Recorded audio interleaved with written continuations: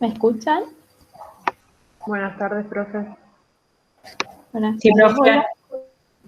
Bueno, hoy vamos a iniciar la unidad 9, que es básicamente la incidencia de la inflación en toda la operatoria, el manejo financiero de la empresa, o también las variaciones en los tipos de cambio. Antes de iniciar esta unidad, ¿hay alguna pregunta que quieran hacerme referente a la unidad anterior que terminamos la clase pasada?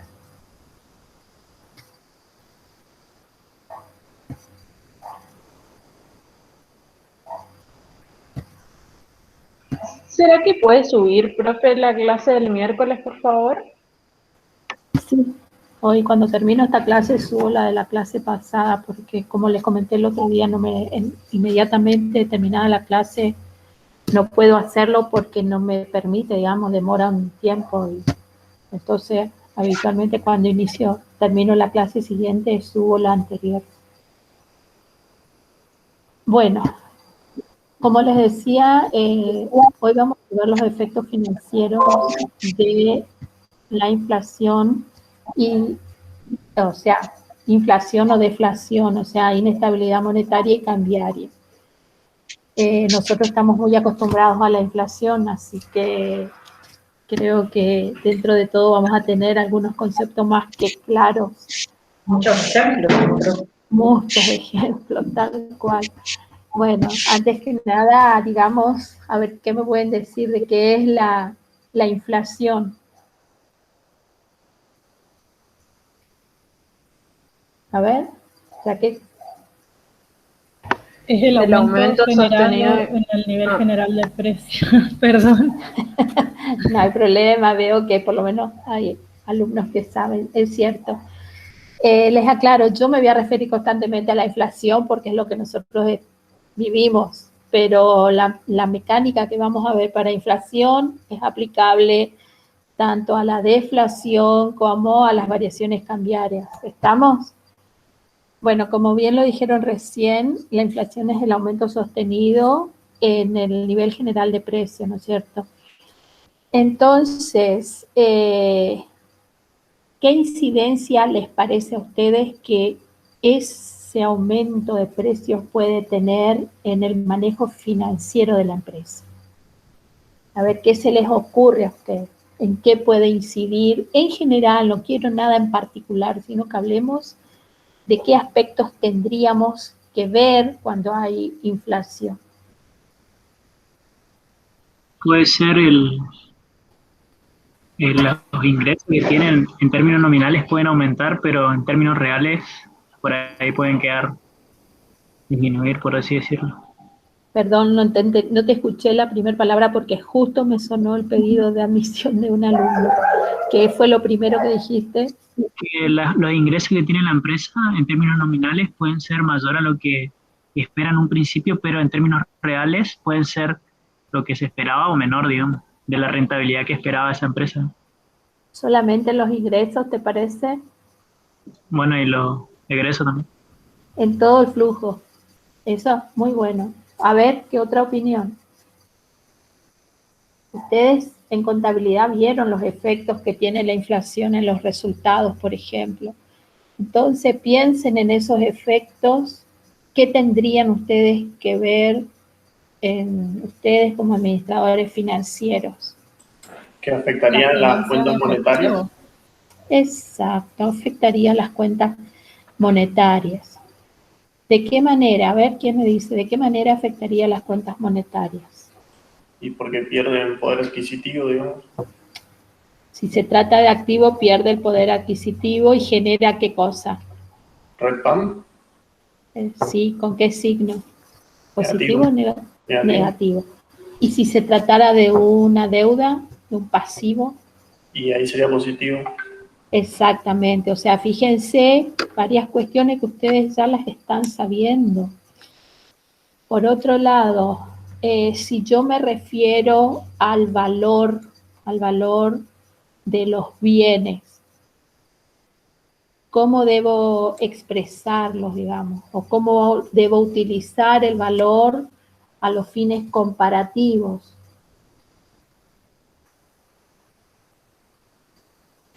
¿Al valor corriente sería, profe? ¿A eso te referís? Por ejemplo, el valor de las mercaderías, tendríamos que evaluarlas a valores corrientes para no quedarnos con valores viejos. Está muy bien. Y, está perfecto lo que dijiste. O sea, tendríamos que trabajar con valores de mercado, pero también existe la posibilidad de trabajar con valor ajustado. Pero siempre el valor de mercado es el techo. Es decir, que si optamos por trabajar con valor ajustado, o sea, valor reexpresado por índices, por coeficientes de ajuste, ese valor obtenido nunca puede superar al valor de mercado. Está muy bien lo que dijiste. Con respecto a la moneda, ¿qué me pueden decir?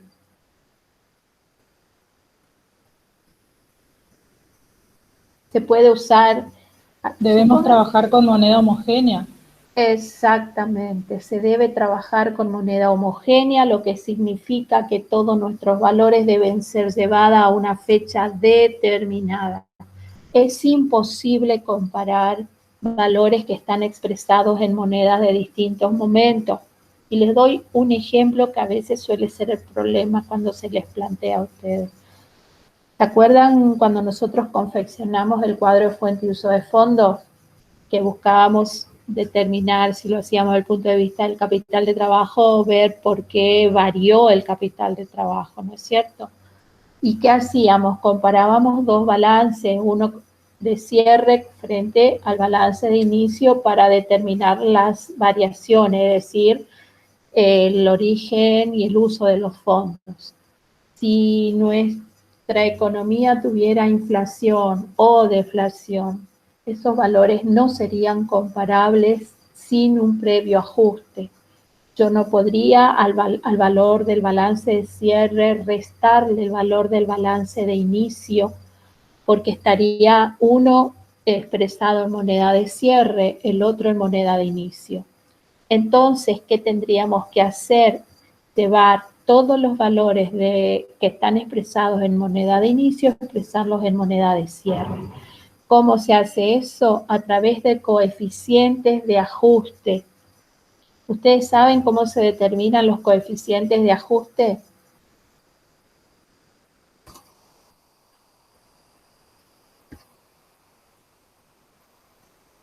¿Alguien me puede decir cómo determinamos un coeficiente de ajuste de una partida? El índice respectivo de un año al que se quiera expresar la partida, de un año respecto de otro, ¿no? Exacto. Por ejemplo, si nuestro cierre de balance fuera 31 de diciembre, tomaríamos el índice de diciembre del momento de cierre del año de cierre dividido el índice de diciembre del año anterior. Con ese coeficiente ajustaríamos cada una de las partidas que están en nuestro balance de inicio y de esa manera las reexpresaríamos en moneda de cierre. Y recién ahí estaríamos en condiciones de comparar los dos balances. ¿Está entendido esto? Si no hacen este ajuste, esta reexpresión, van a obtener cualquier información totalmente errónea. ¿Está?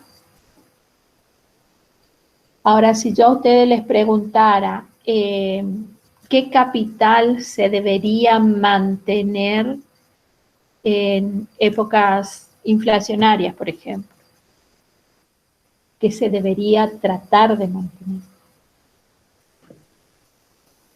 O sea, un accionista, vamos a un ejemplo, que hace 10 años aportó 100.000 pesos. ¿Hoy le podemos decir a ese accionista que él tiene 100.000 pesos?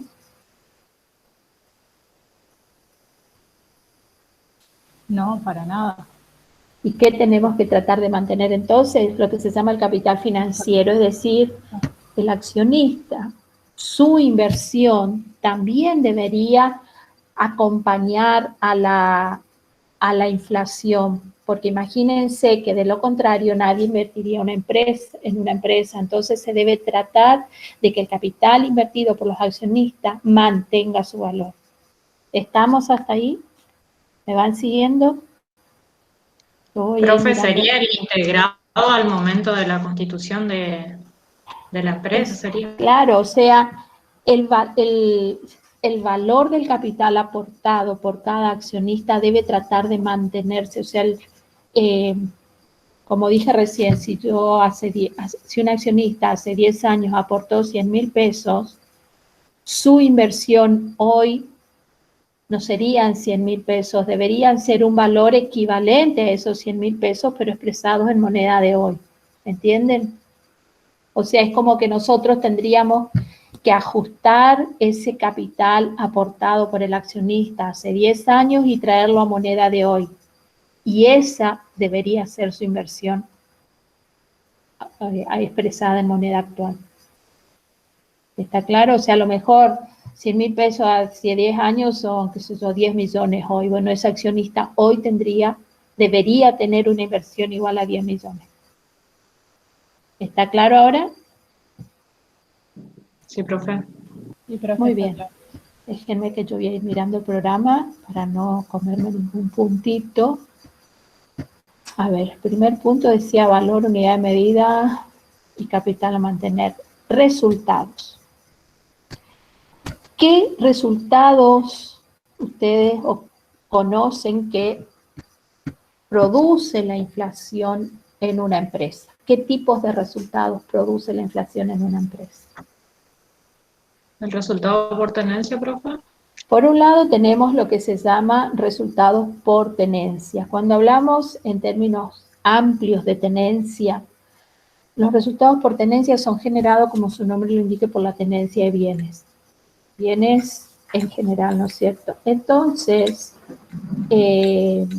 puede ser, o sea, bienes y deudas, activos y pasivos. ¿Qué ocurre? Dentro del activo y dentro del pasivo va a haber bienes o va a haber deudas que tienen la característica de ser monetarias y otras que son no monetarias. Los bienes y deudas que son monetarios son aquellos cuyo valor su valor nominal, digamos, no cambia con la inflación, y si se trata de un activo monetario, podemos comprar cada vez menos bienes con ese activo. ¿Por qué? Porque su valor nominal no cambia. Por ejemplo, el dinero. Nosotros tenemos efectivo y si lo guardamos bajo el colchón en épocas inflacionarias, ¿qué va a ocurrir? Que va a llegar un momento que con ese dinero no vamos a poder comprar nada.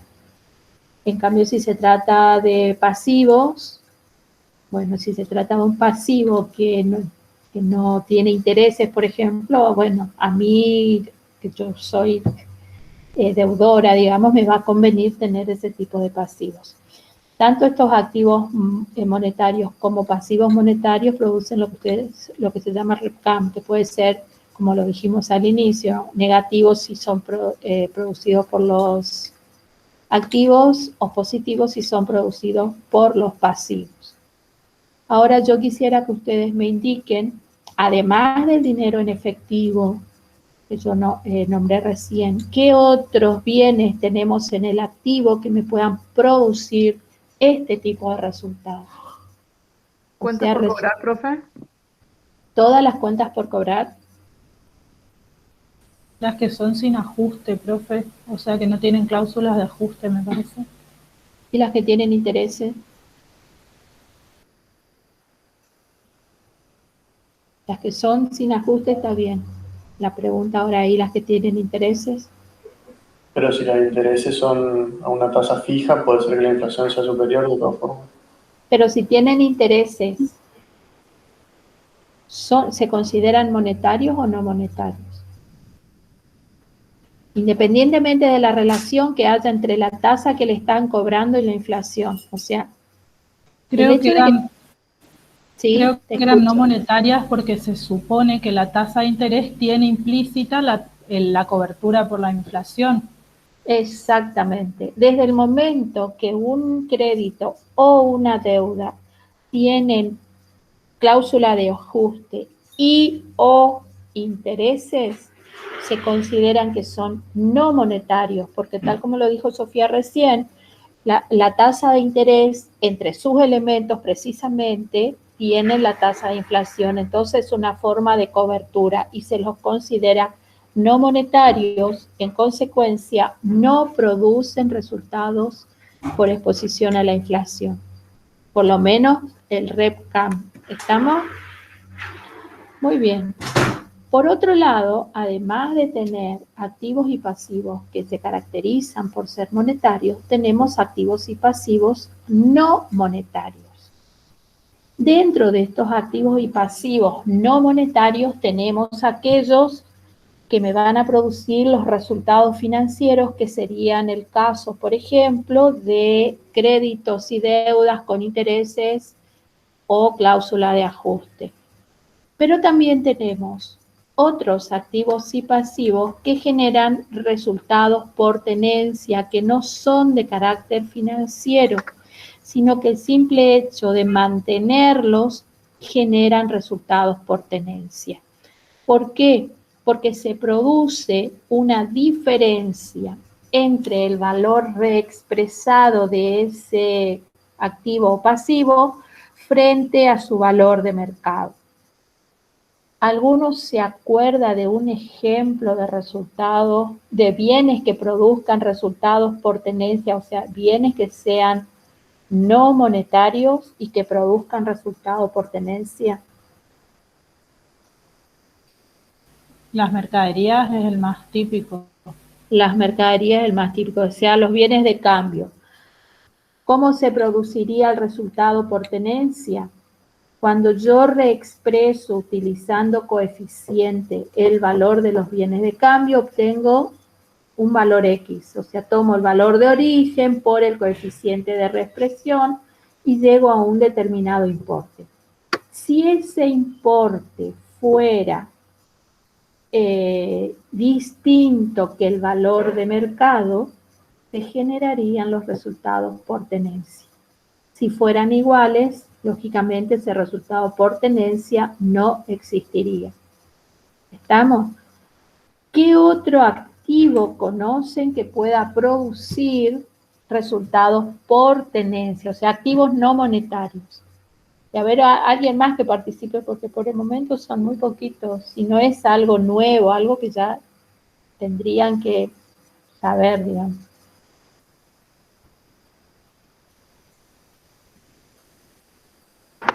¿Pueden ser los bienes de uso también? Sí, los bienes de uso pueden producir, pero ¿qué pasa? Esos resultados por tenencia que pueden llegar a generar los bienes de uso no se los puede imputar como resultados, sino que se debe generar una reserva. Entonces, son un resultado, pero no los podemos considerar como tal, van directamente a reservas.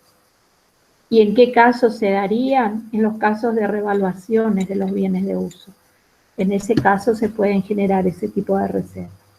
A ver, algún ejemplo que sí vaya a resultados. Pensemos en los rubros del activo. Disponibilidades, ya hablamos. Créditos, ya hablamos. Bienes de uso, hablamos. Bienes de cambio, hablamos. ¿Qué nos estaría faltando? En realidad nos están faltando en créditos algo y hay otro rubro que no lo mencionamos. ¿Qué pasa con las inversiones?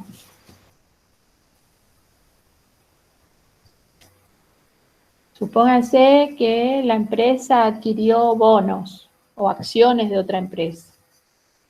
¿Qué tipo de activos son esos bonos, esas acciones?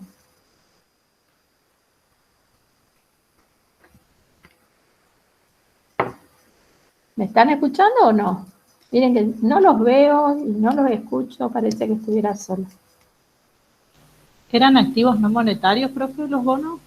Claro, son no monetarios. ¿Y generarían o no resultados por tenencia? Sí, por la cotización. Claro, Fíjense, yo compré hace un año un bono en un determinado valor. Tengo la opción de lo reexpreso por coeficiente. ¿Qué hago después? Comparo su valor con el de mercado. Y ahí me puede surgir un resultado por tenencia. Ahora pregunto, dentro del rubro créditos, ¿podríamos tener algún crédito que me genere resultado por tenencia? No un crédito con interés o ajuste, porque el crédito con interés o ajuste me va a generar resultado financiero. No un crédito sin interés porque es monetario. Tiene que ser un crédito que sea no monetario y que no genere resultado financiero. A ver, ¿en qué pueden pensar?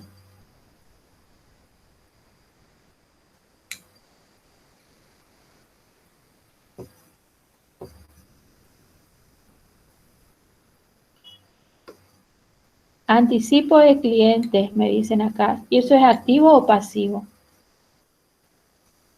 Pasivo sería el anticipo de clientes. El anticipo de clientes sería un muy buen ejemplo para un pasivo no monetario que genera resultado por tenencia. ¿Y en el activo qué sería? A ver, alguien dijo algo, espérenme, vamos a mirar el último alumno o alumna que comentó. A ver. Ahí está, sí. Anticipo de proveedores, anticipos a proveedores. Está muy bien, Gisela. Cuando nosotros, empresa, anticipamos y congelamos precio, porque esa es la condición. El hecho de que yo anticipe, si no me congela precio, no sirve. Si yo anticipo a un proveedor y me congela precio, ese sería un caso de un crédito no monetario que me generaría un resultado por tenencia. ¿Entienden por qué generaría el resultado por tenencia? ¿Y cómo? ¿Cómo? ¿Lo entienden? Perdón porque Sí, no sí, entendido. Bueno, muy bien. Y por último, tenemos los resultados financieros, que como su nombre lo indica, son generados por activos y pasivos con intereses y o cláusula de ajuste. ¿Cómo se van a determinar esos resultados financieros? Y aguárdenme que yo voy a generarme una planillita de un Excel. Voy a abrir un Excel para explicarles porque ese es el que por ahí más dificultad les genera a ustedes. Aguárdenme que abro una planilla de Excel y lo trabajamos. Y comparto. Un minutito.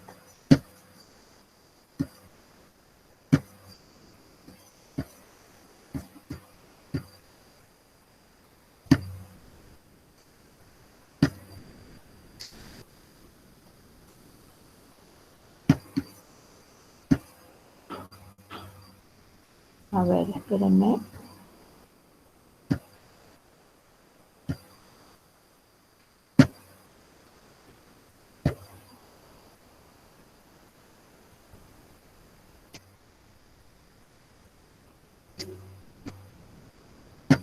¿Ustedes ven algo? Ahí está. Vamos a... ¿Están viendo mi pantalla? Sí, profe. ¿Dónde está? Acá.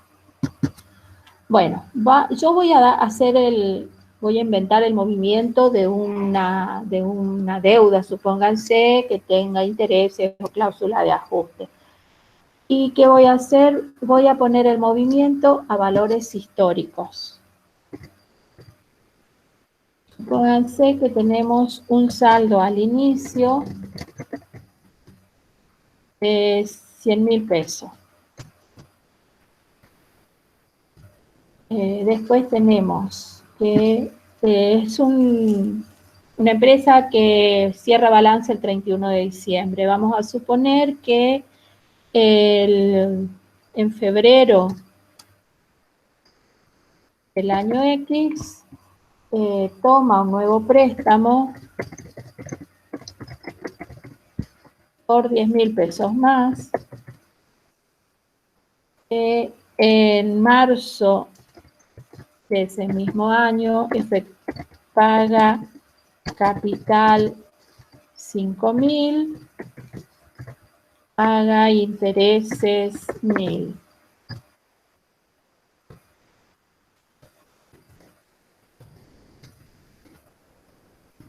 Vamos a suponer que esas sean todas las operaciones. Llega fin de año, hace devengamiento de intereses por 10.000 pesos. Y llega un saldo al cierre de, a ver, 94.000 creo que está.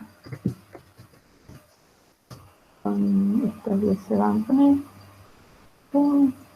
Ah, no, perdón, hice mal porque era tomaba un préstamo 120 menos 4. 110, y 114.000 sería. Bueno,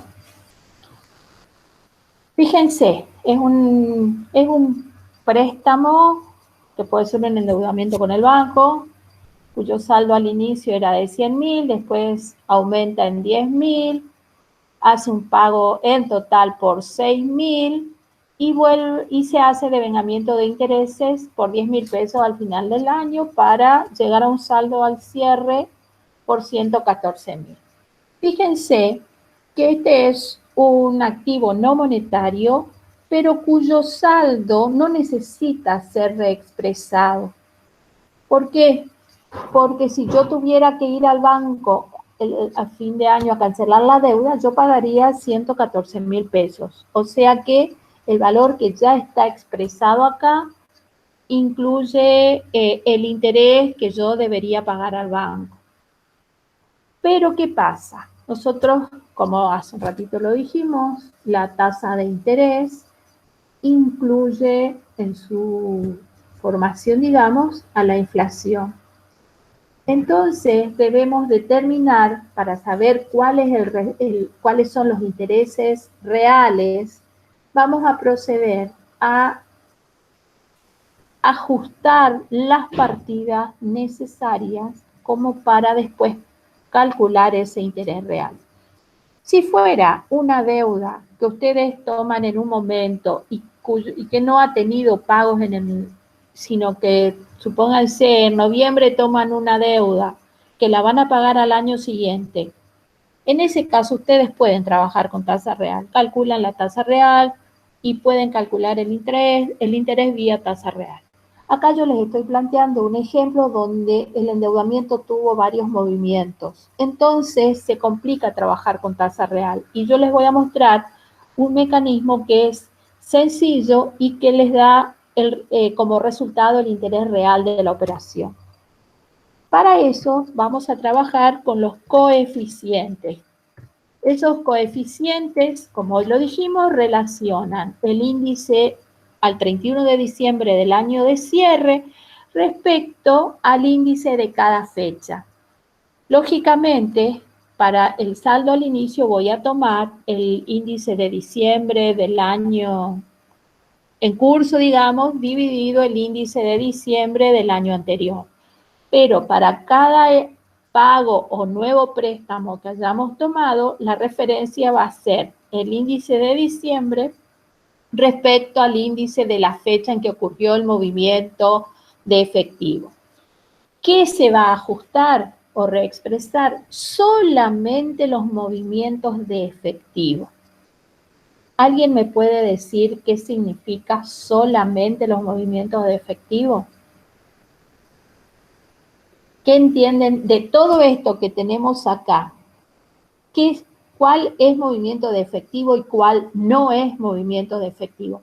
Les aclaro, puede ser un movimiento de efectivo presente o que venga de arrastre. ¿Por qué? Porque el saldo al inicio no es un movimiento efectivo que se haya producido ahora, pero sí fue generado por un movimiento de efectivo anterior. Entonces, el saldo de inicio siempre se reexpresa. ¿Está? Entonces, analicemos el resto de la operatoria.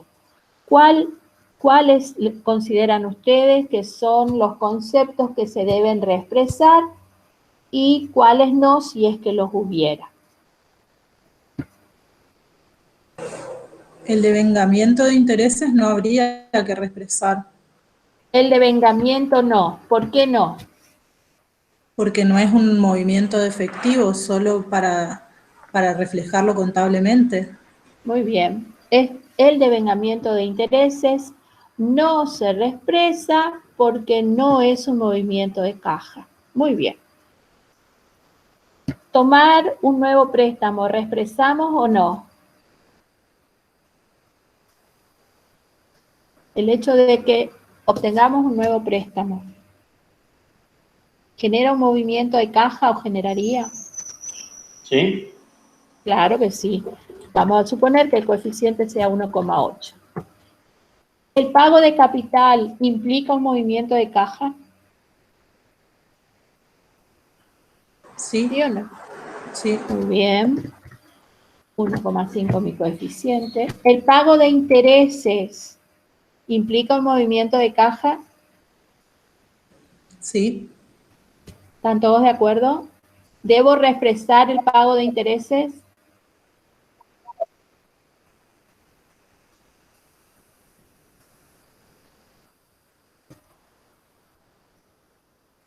Dijimos recién que el devengamiento de intereses no era un movimiento de caja, sino un movimiento meramente contable. Debo incluirlo, porque yo acá voy a generar una columna que diga valor reexpresado. ¿Qué voy a hacer? Voy a multiplicar cada valor por el coeficiente. ¿Qué va a pasar con los intereses devengados? ¿Debo incluir en esta columna ese importe o no? ¿O lo debo eliminar?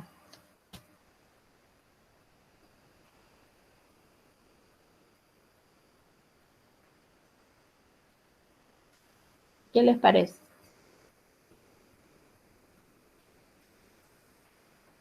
Recuerden, yo dije, para determinar los resultados financieros reales, debemos considerar solamente el movimiento de caja.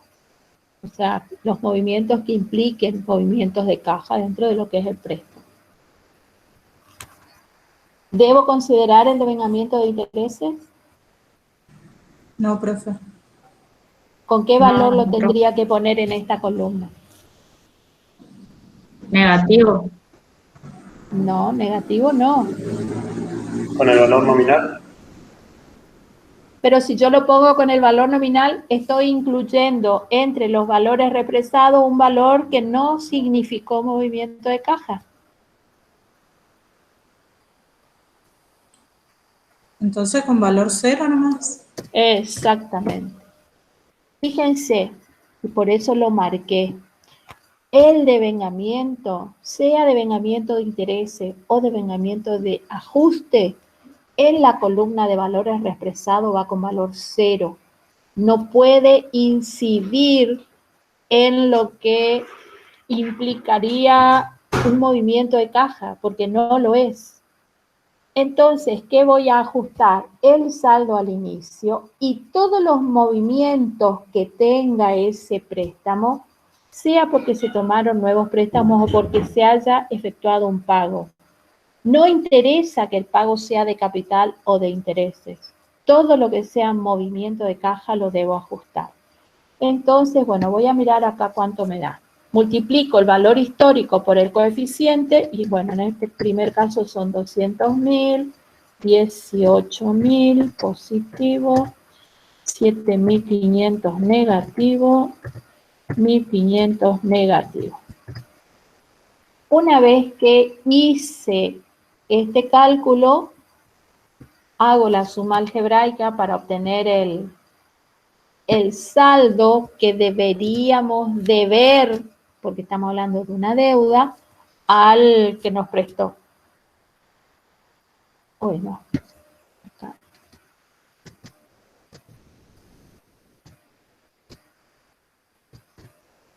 Ponemos que acá hay algo mal, tiene que ir desde la columna. Ahí está. Fíjense, de acuerdo a este cuadro, si mi deuda hubiera acompañado a la inflación, hoy debería pagar al banco 209.000 pesos. Si la deuda hubiera acompañado a la inflación. En realidad, ¿cuánto le debo yo al banco? Si yo voy hoy al banco y le digo, hoy 31 de diciembre, ¿no es cierto? Voy y le digo al banco, quiero cancelar mi deuda. ¿Cuánto me van a cobrar ellos? 114. 114.000. Entonces, el resultado financiero real, ¿a qué sería igual? Yo con esta operación, ¿gané o perdí? Gané. Gané, o sea que va a ser positivo el resultado. Ya lo vamos a poner acá, ganancia. ¿Y cuánto gané? 209.000 menos 114. Exactamente. Gané la diferencia entre lo que yo tendría que pagarle al banco y lo que realmente le debo al banco.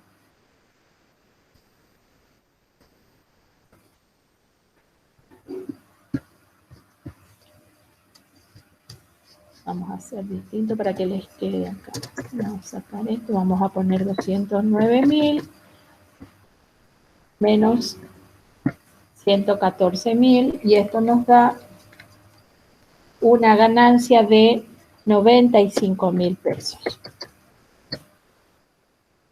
Fíjense que la comparación siempre se hace entre el valor reexpresado y el valor histórico.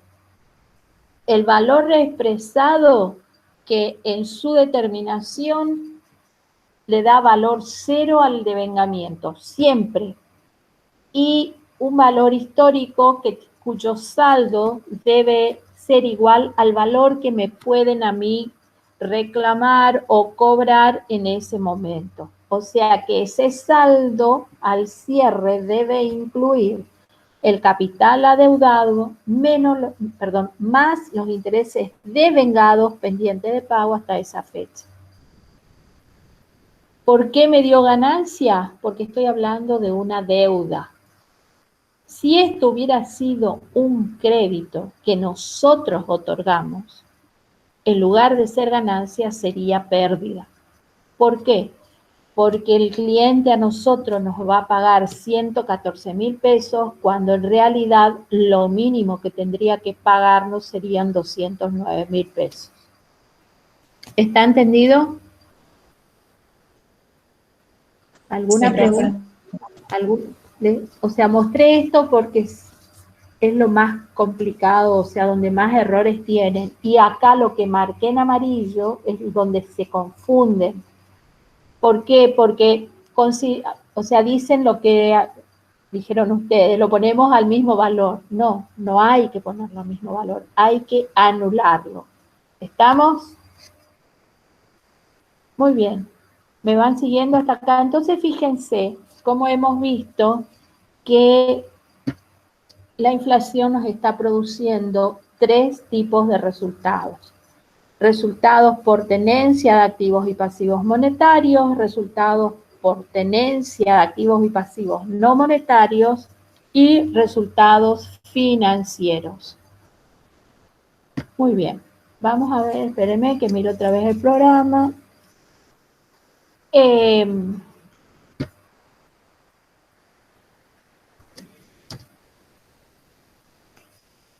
Que viene ahora.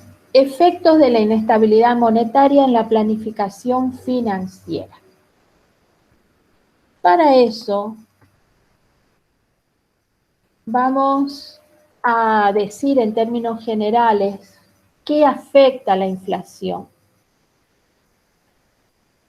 Fíjense, cuando se da inflación, afecta la demanda, afecta la evolución de los precios, afecta la relación entre los precios Y en las empresas no solo afecta la rentabilidad, como lo indicaron ustedes hoy al inicio, sino que afecta la toma de decisiones en general, sean decisiones de inversión, de financiamiento o de distribución de dividendos. ¿Por qué va a afectar las decisiones de inversión? A ver, ¿quién me puede explicar por qué la inflación me afecta las decisiones de inversión?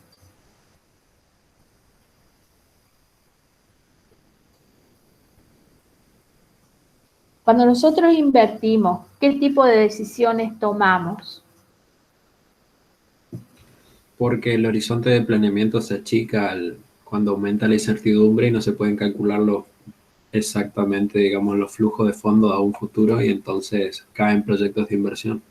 Por un lado, eso, perfecto. O sea, nosotros estamos imposibilitados de planificar a largo plazo. ¿Por qué? Porque la inflación no la manejamos nosotros y hay mucha incertidumbre.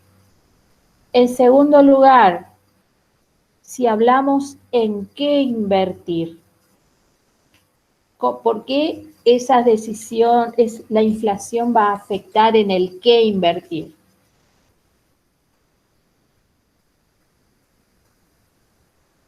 Cuando nosotros hacemos una inversión, hacemos inversión en activos fijos, pero también en capital de trabajo. ¿Estamos? Y dentro del capital de trabajo, ¿qué tipo de rubros tenemos?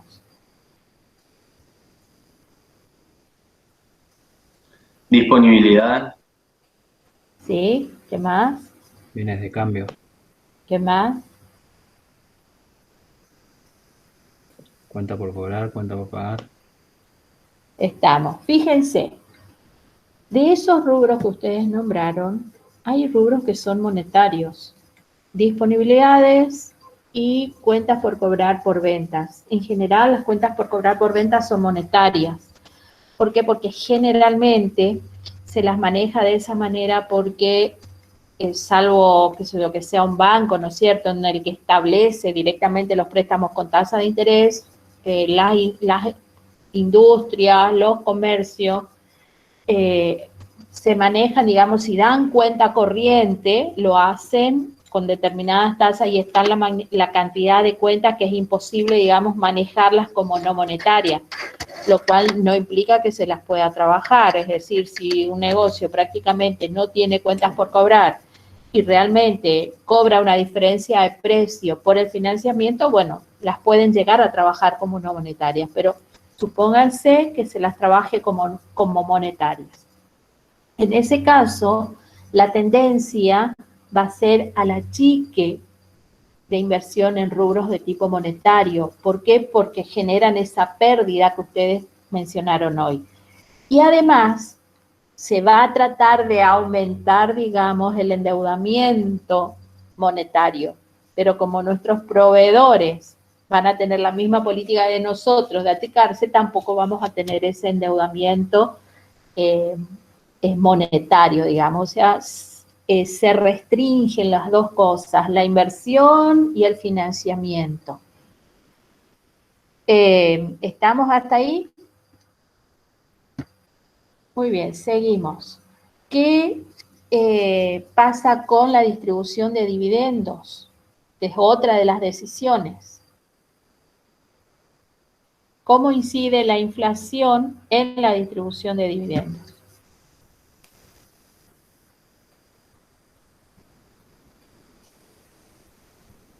¿Se pueden distribuir dividendos de balances que no estén ajustados por inflación?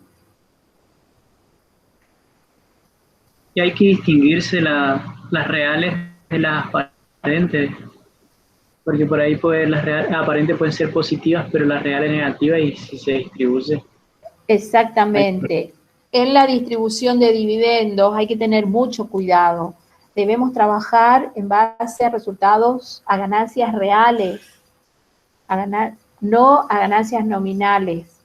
¿Por qué? Porque así como lo dijo recién el señor, el hecho de no trabajar con ganancias, utilidades reales, puede implicar distribuir parte del capital.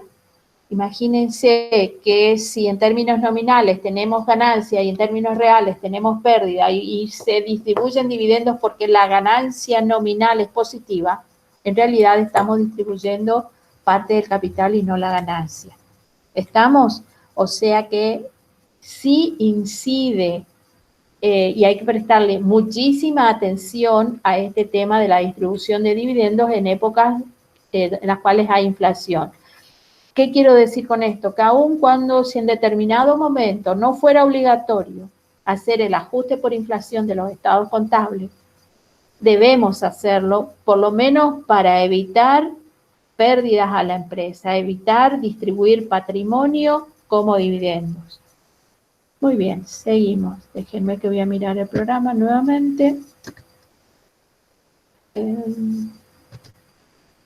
Efectos de la inflación en la planificación financiera.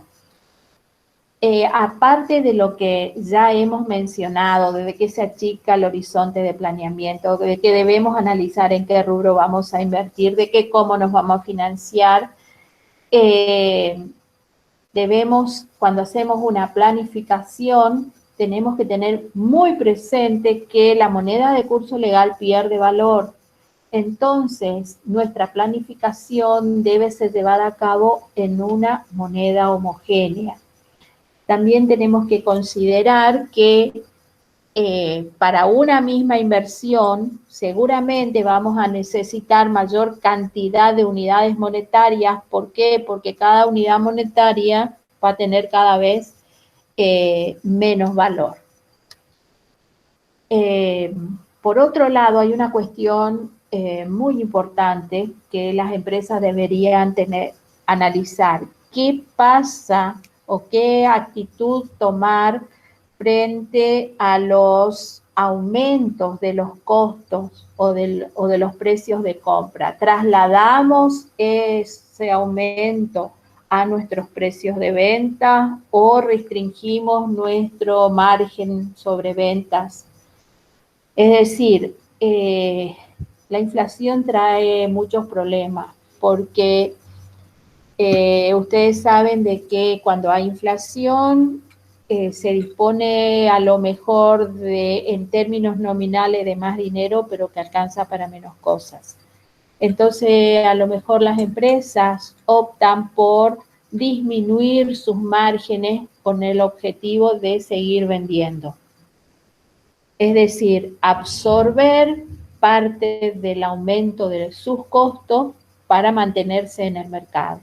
O sea que son análisis que hay que hacer porque el hecho de disminuir la contribución marginal o la utilidad bruta finalmente va a afectar el resultado de la empresa.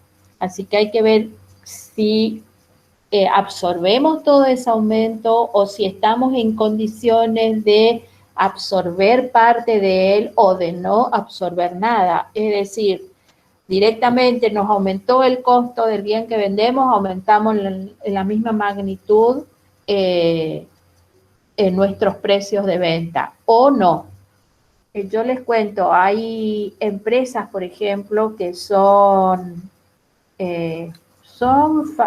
multinacionales y generalmente ellos trabajan cuando hay inflación o devaluación, como en nuestro caso, trabajan con un dólar, por ejemplo, que es mayor que el que está vigente. Entonces, fijan precios en base, supóngase, si el dólar está a 100, ellos fijan precio en base a un dólar de 120.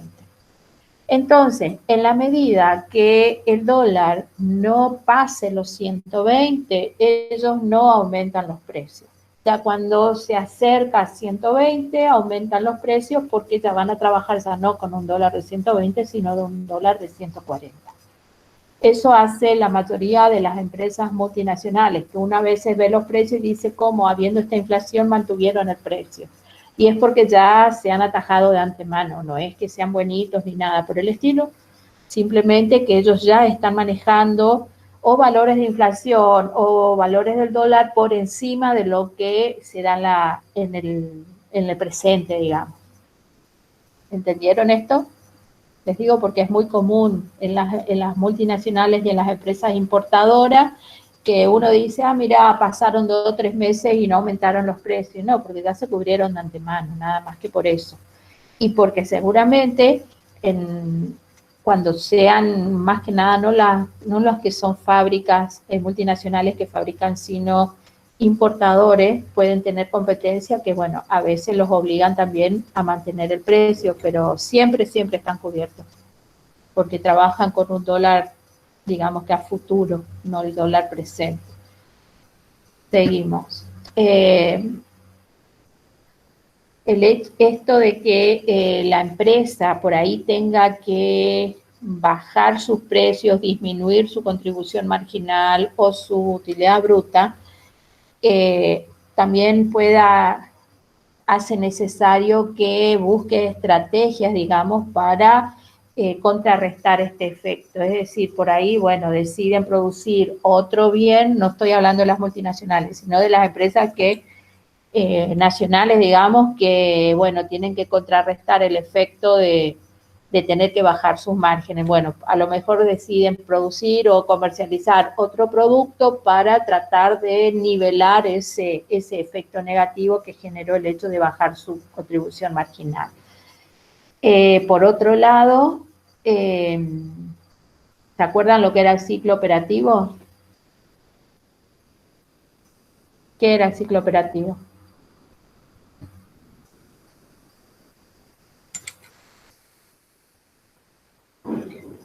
Eso lo vimos, cuando vimos capital de trabajo. ¿Se acuerdan qué es el ciclo operativo?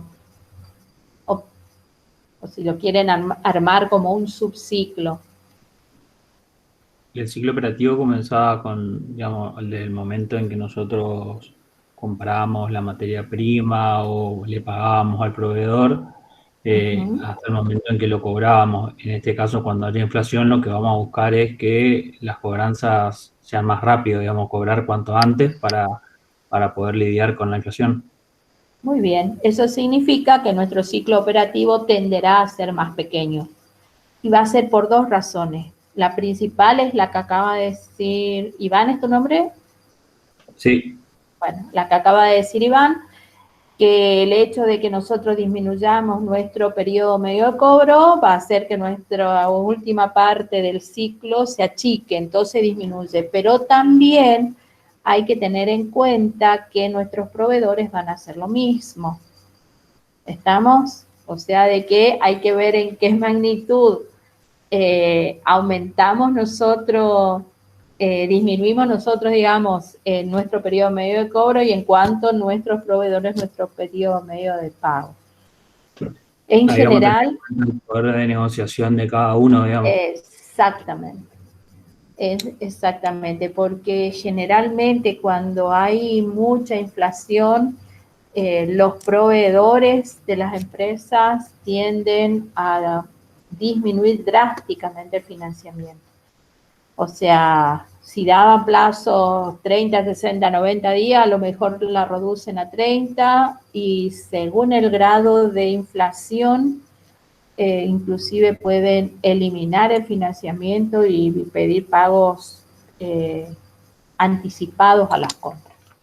Todo eso se da y bueno, eso es cuestión de cada empresa de saber manejarlo. Y bueno, eso va a incidir precisamente en la duración del ciclo operativo. Bueno, si yo a ustedes les pidiera determinar el resultado por exposición a la inflación de la tenencia de activos monetarios, ¿cómo lo podrían hacer? Porque ahora ya entramos a analizar cada uno de los rubros del capital de trabajo y ver cómo incide la inflación y qué resultados genera y cómo los determinamos. Supónganse, y voy a volver a compartir pantalla. A ver, aguárdenme.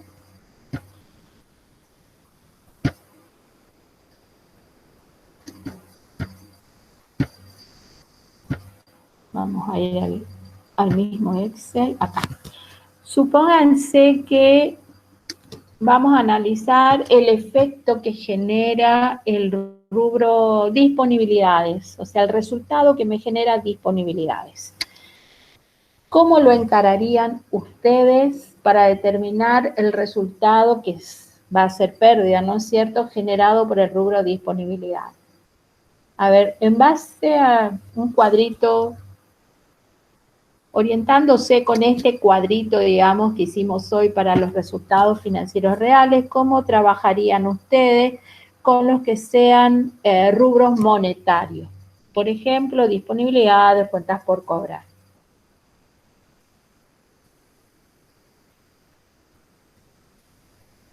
A ver, dense una idea. Vamos a suponer disponibilidades. Resultado por exposición a la inflación de disponibilidad. El saldo al inicio por el coeficiente para reexpresar y ahí tenemos que restarle el valor nominal, digamos, porque el efectivo queda evaluado a su valor nominal. A ver, saldo al inicio. Vamos a trabajarlo así. Supónganse que tenemos 10.000 pesos de saldo al inicio. Su coeficiente, el coeficiente del inicio lo pusimos 2, vamos a mantenerlo, 20.000 pesos. Bueno, ¿saben qué? Bueno, ¿y ahí nomás quedaría? ¿No era que se anticuaba las partidas, profe? O sea, se analizaba cada uno de los movimientos que tuvo cada partida y se reexpresaba y ahí llegábamos al valor final. Exactamente. A pesar de que se trata de un rubro monetario, como es disponibilidades, y lo mismo va a ocurrir con créditos, tienen que tomar, digamos, que el mayor de esa cuenta y ver desde el saldo al inicio todos los movimientos que tuvo hasta llegar al saldo al cierre. Y entonces es lo que yo voy a hacer ahora. Supónganse, voy a hacerlo más fácil. Vamos a suponer en febrero del año X, en enero vamos a tener que poner porque estamos en enero del año X, yo voy a poner algunos movimientos nomás. Hubo cobros por 1.000 pesos, hubo pagos por 500,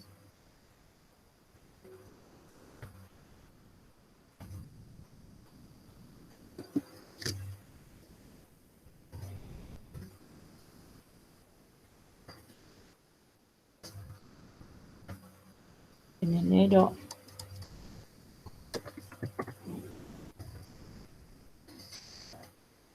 pagos por 500, en febrero tomamos un préstamo que ingresó a nuestra cuenta, 10.000 pesos. Voy a ponerlo, algunos movimientos que ya tuvimos. En marzo, pago capital e intereses por 6.000 pesos. Y así, bueno, van a tener todos los cobros y pagos durante todo el ejercicio. Bueno, yo voy a achicar y voy a suponer que fueran estos nomás. Esto significa que yo llego a un saldo a fin de año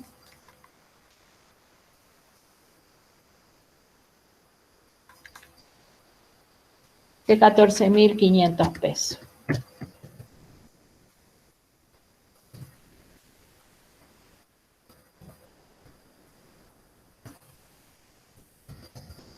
Saldo al cierre. ¿Qué hago ahora? Todas las partidas reexpreso. Vamos a suponer que el coeficiente acá sea 1,9 en enero. En febrero habíamos puesto 1,8 y en marzo habíamos puesto 1,5.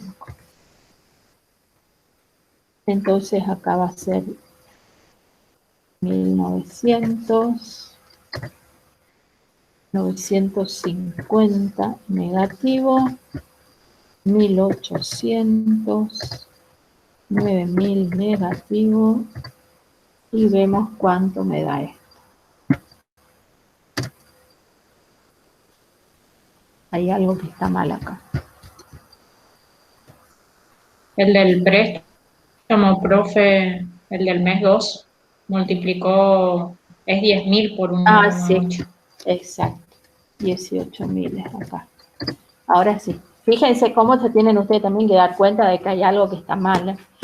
Sirve para observar. Nunca, nunca el valor reexpresado de un activo monetario puede ser menor que el valor histórico.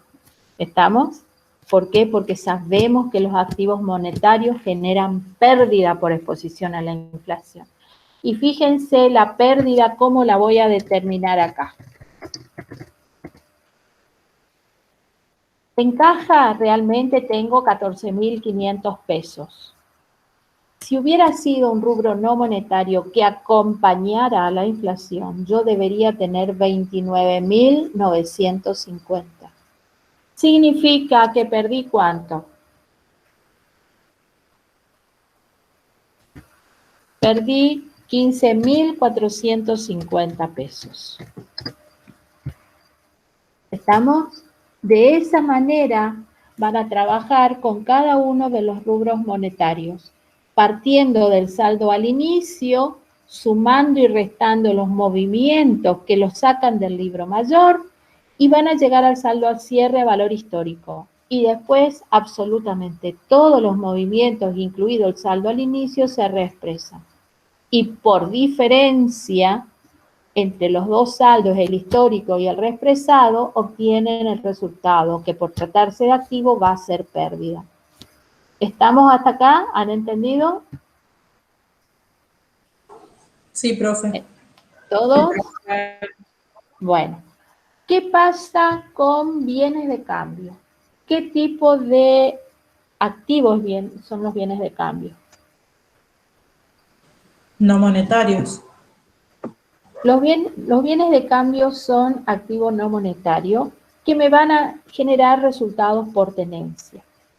Pero también tenemos que hacer otro tipo de análisis, porque ahora lo que estamos haciendo es analizando cuánto deberíamos comprar, porque en teoría, fíjense, si es un activo no monetario, el valor de esos bienes va a acompañar a la inflación. En consecuencia, yo no voy a perder como pierdo teniendo efectivo. ¿Estamos? Entonces, el tema está en ver cómo va a incidir la inflación en el lote óptimo de compra. ¿Alguien me puede decir cómo se determinaba el lote óptimo de compra? La formulita del lote óptimo de compra, ¿se acuerdan o no? Cuando el costo de mantenimiento era igual al costo de ordenar. Claro, cuando el costo de ordenar era igual al costo de mantenimiento, se obtenía el lote óptimo de compra. A ver, voy a mirar, creo que la debo tener. Aguárdenme. Y voy a compartir. Miren acá. Ustedes tienen... ¿Alcanzan a ver la fórmula o no? Sí, profe, se ve bien. Sí, Muy bien. La fórmula que ustedes tenían para el lote óptimo de compra era 2 veces por la demanda por el costo de ordenar sobre el costo del producto por I, que era la tasa de costo de mantenimiento. ¿Qué pasa? La tasa de costo de mantenimiento, que es I, incluye la tasa de costo de oportunidad. ¿Se acuerdan que la tasa de costo de mantenimiento era la tasa de costo de oportunidad como principal elemento, más el tema de alquileres, personal del depósito, obsolescencia, etcétera? ¿Se acuerdan? Que eso también lo vieron en el práctico, cómo se puede calcular una tasa de costo de mantenimiento. Entonces, si dentro de esta tasa de costo de mantenimiento estamos incluyendo una tasa que es de costo de oportunidad, la tasa de costo de oportunidad es una tasa de interés. Siendo una tasa de interés, en su integración tenemos la tasa de inflación. ¿Vamos? En consecuencia, cuando hay inflación, ¿qué hacemos? Le sacamos la inflación a esa tasa de costo de mantenimiento para manejarnos con tasa real. Esto haría que mi tasa sea una tasa de costo de mantenimiento real. ¿Estamos? O visto de otra manera. A ver, voy a compartir nuevamente. Recién habíamos visto que el costo total de mantenimiento era igual al costo de ordenar más el costo de mantener.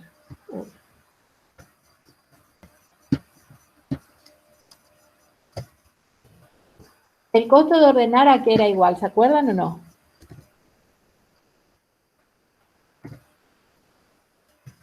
¿A qué era igual el costo de ordenar?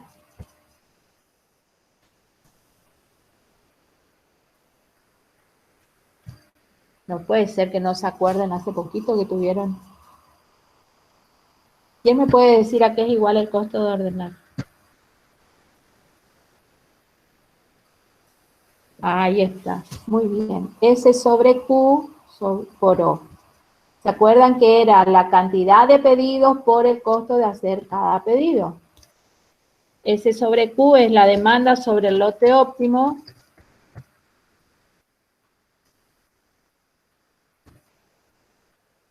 Eso me da la cantidad de pedidos que voy a hacer por O, era el costo de hacer cada pedido. Muy bien. ¿Y el costo de mantener a qué era igual? Recién lo vimos. A Q sobre 2 por C por I. Exactamente. Al lote de compra, lote óptimo, que ya lo hemos definido, sobre 2.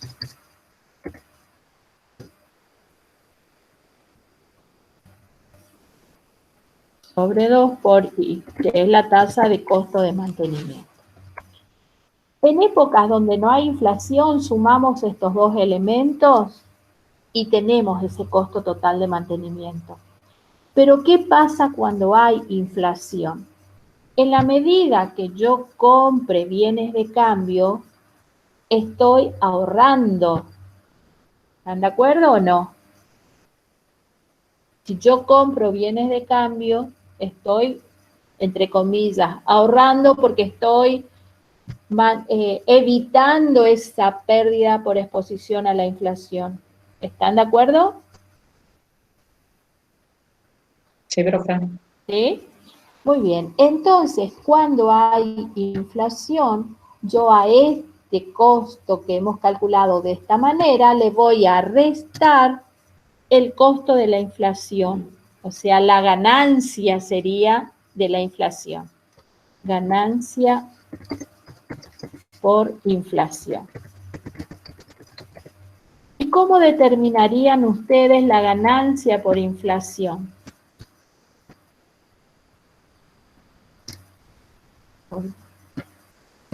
A ver, espérenme, que quiero que quede escrito, entonces después se los puedo subir. Menos ganancia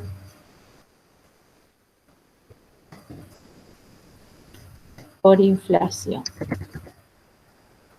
Entonces, la pregunta es, ¿cómo determino la ganancia por inflación?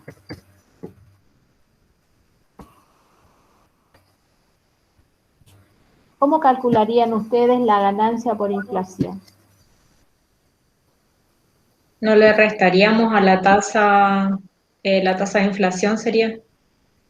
Sí, pero eso me quedaría el costo neto ya de mantener menos la inflación. Y si yo a ustedes les dijera solamente la ganancia por inflación, ¿cómo la determinarían? A ver. Y puede ser que comparo la tasa de inflación con la tasa... Eso es el final. Yo estoy acá desglosando eso. Escúchenme, vamos a suponer que nosotros hemos comprado 10.000 pesos de mercadería y la tenemos en el depósito durante un año. En ese año la tasa de inflación fue del 20%. ¿Ah? ¿Cuánto yo me ahorré por haber comprado esa mercadería y tenerla?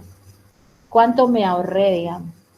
Porque si yo hoy tuviera que ir a comprarla, ¿cuánto pagaría por esa mercadería? ¿Y 12.000 pesos, profe? Hoy por hoy pagaría 12.000. Entonces, ¿cuánto me ahorré? 2.000. Me ahorré 2.000. ¿Todos entienden lo que estamos haciendo?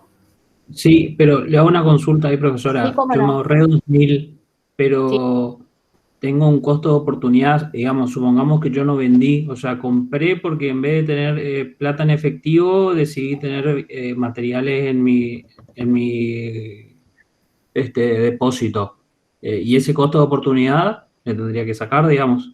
No, pero lo que estamos haciendo acá es precisamente ver la incidencia que tiene la inflación en un costo que es el costo total de mantenimiento. O sea, si yo no tuviera inflación, yo sumo el costo de ordenar y el costo de mantener. Pero cuando hay inflación, yo tengo que hacerle disminuir a ese costo el hecho de que me he ahorrado 2.000 pesos por haber invertido en bienes de cambio. Porque tu tasa de costo de oportunidad ya la estás trabajando acá. Cuando hablas del costo de mantener esta tasa ahí, incluye la tasa de costo de oportunidad. ¿Está? Pero es una tasa de I, una tasa de costo de oportunidad que a su vez incluye la inflación. Entonces lo que yo estoy tratando es de que el costo de mantenimiento esté expresado en términos reales. ¿Se entiende o no? Es como cuando ustedes analizan los intereses producidos por un préstamo o por una inversión. Si toman los intereses devengados, están tomando intereses que también incluyen inflación. Y si ustedes quieren ver cuáles son los intereses verdaderos, ¿qué tienen que hacer? Sacarle la inflación y calcular la tasa real. Acá lo que estamos tratando de hacer es eso. ¿Por qué? Porque yo en esta tasa ahí estoy incluyendo una tasa con inflación, que es la tasa de costo de oportunidad. ¿Se entiende o no lo que digo?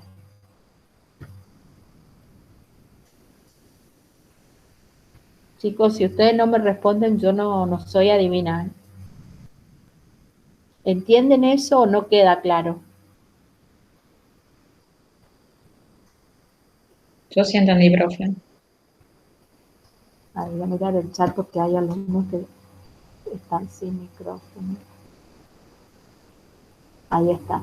Bueno, entonces, para hacer eso, es que yo voy a restar ese ahorro. Y fíjense, yo acá dije que lo trabajé sobre 10.000 y consideré que 10.000 fue el stock que yo mantuve todo el año.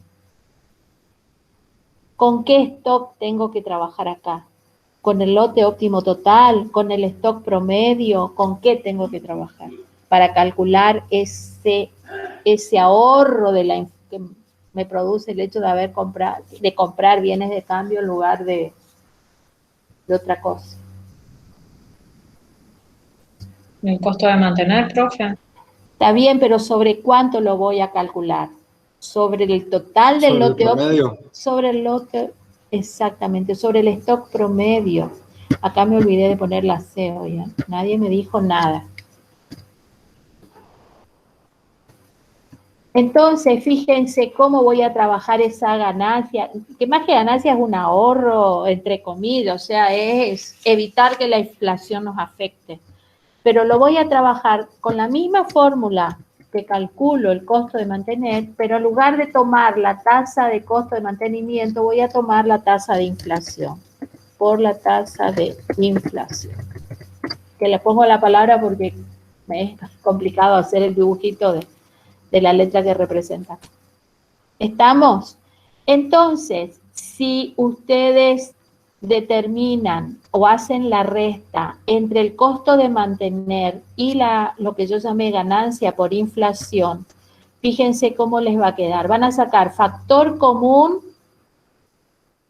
el stock promedio por C, y les va a quedar que va a multiplicar a la tasa de costo de mantenimiento, y esto es negativo, menos la tasa de inflación. Y de ahí viene la formulita que yo les mostré acá. ¿Estamos? Lo que se hace es ver o tratar de determinar una tasa de costo de mantenimiento que sea real. Porque si no le restamos tita, ¿qué va a pasar? Esta va a ser una tasa de costo de mantenimiento que incluye la inflación. Ahora, observando esta fórmula, si la tasa de inflación fuera menor a la tasa de costo de mantenimiento. Supónganse tasa de costo de mantenimiento del 20 anual y tasa de inflación del 15 anual. ¿Esto me daría negativo o positivo? Positivo. Me daría positivo. O sea que yo puedo calcular el lote óptimo. Ahora, el resultado del lote óptimo sería igual, menor o mayor que si la tasa de inflación hubiera sido 0. Mayor. Mayor, exactamente. Porque el cociente de la raíz va a aumentar. Exactamente. Q' me va a dar un valor mayor. ¿Por qué? Justamente por lo que recién dijeron. Este cociente va a dar mayor porque este denominador va a ser menor. Voy a tener que dividir este numerador por un número más chico. Entonces Q' me va a dar mayor. ¿Y qué me significa eso? Que en tanto y en cuanto la tasa de costo de mantenimiento sea mayor a la tasa de inflación, ¿qué nos conviene hacer?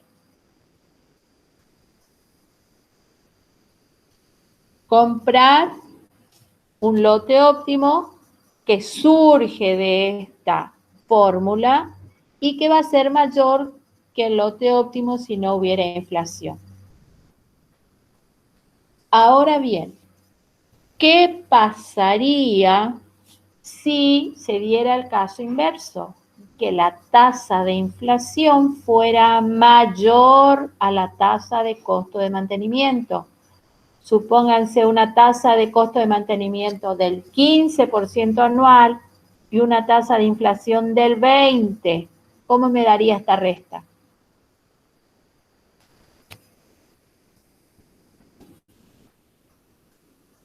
¿Cómo daría esto?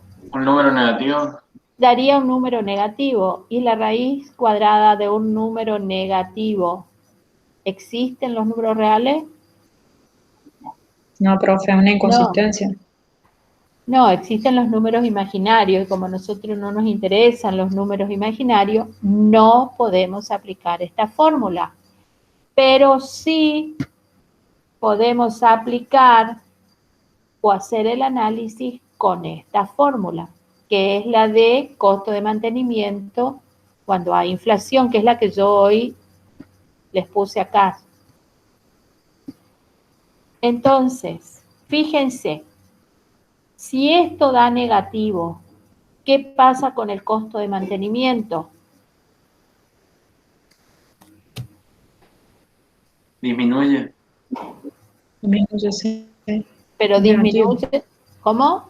Lo último que dijeron. ¿Qué valor les va a dar? Negativo. Va a dar negativo. Exactamente. Si, fíjense, si la tasa de inflación, a ver, en nuestro ejemplo, no puse números para todos. Bueno, veamos a la fórmula. Si I menos tita es negativo, todo el costo de mantener se va a hacer negativo.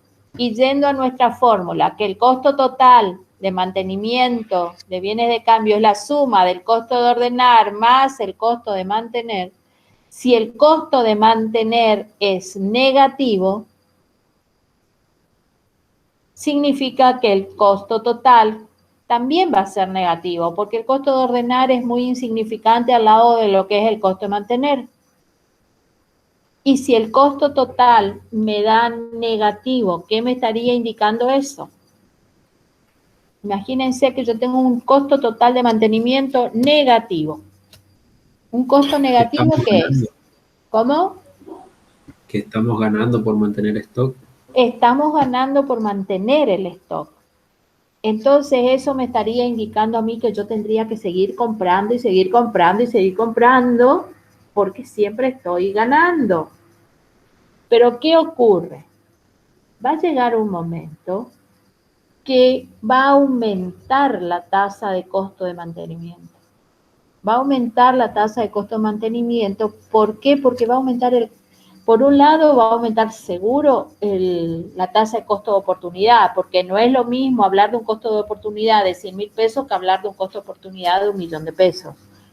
En segundo lugar, seguramente va a aumentar porque voy a tener que alquilar nuevos galpones, nuevo personal, a lo mejor ya los nuevos galpones tienen un alquiler más alto, puede haber más riesgos de rotura, o sea, va a tenderse al aumento de la tasa de costo de mantenimiento.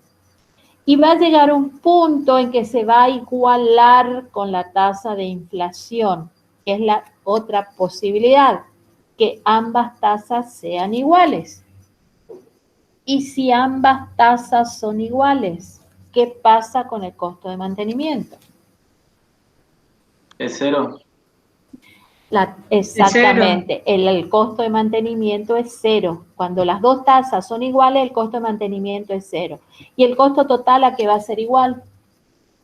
¿Al costo de ordenar solamente? Al costo de ordenar. ¿Y cuándo minimizo el costo de ordenar? ¿Cómo hago para minimizar el costo de ordenar? Acá tienen la fórmula del costo de ordenar. ¿Cómo puedo hacer para minimizarlo? ¿Y hago una sola compra? Exacto, hago una sola compra. Fíjense que el costo de ordenar es la cantidad de compras por el costo de ordenar. El costo de ordenar no va a cambiar porque el costo de ordenar es el costo de levantar el teléfono, o sea, todos los gastos previos como para pedir cotizaciones y demás. Pero sí va a variar la cantidad de veces que voy a pedir. Yo el costo de ordenar lo puedo minimizar si hago un solo pedido. ¿Y cuánto voy a pedir? ¿Cuánto pediría? ¿La demanda del periodo? La demanda, exactamente. ¿Está entendido esto? Es importante que hayan entendido esta fórmula del costo de mantener, porque acá está toda la explicación de qué puede suceder en base a la relación que exista entre la tasa de costo de mantenimiento y la tasa de inflación. Y las tres situaciones, que sea mayor la tasa de costo de mantenimiento que la inflación, que sea menor o que sean iguales. Siempre que la de tasa de costo de mantenimiento es menor a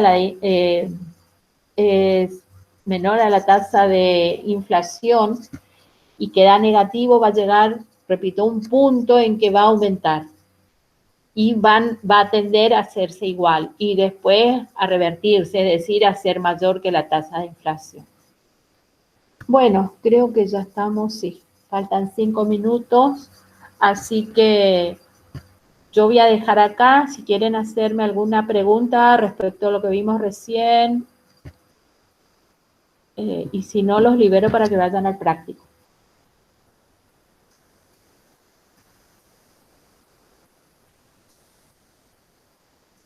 ¿Quedó todo entendido? Sí, profe, quedó claro. Muchas gracias. Bueno, nos vemos el miércoles. Chao, profe. Chao, hasta luego. Luego. Chao, hasta luego.